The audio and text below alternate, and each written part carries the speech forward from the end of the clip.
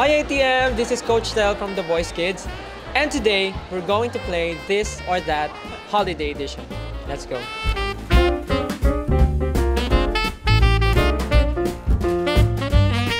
New Year.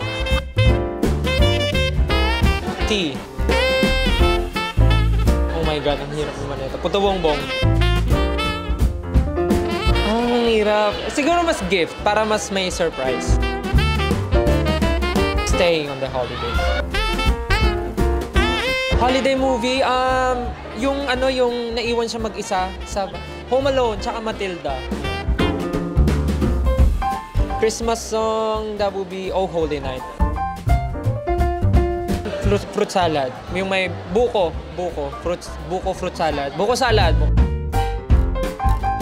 Holiday, pupunta yung lahat ng kamag-anak sa bahay para mag-celebrate, mag-play ng games, tapos mag-exchange ng mga regalo sa mga pinsan, pamangkin.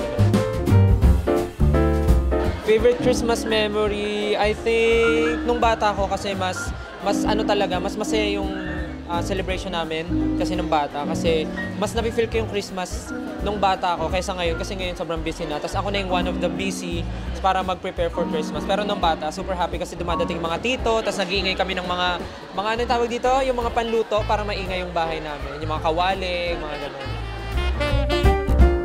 And that's it guys. Again, thank you so much ATM. And please everyone, don't forget to watch The Voice Kids every Sunday, 7 p.m. only on GMA. See you guys!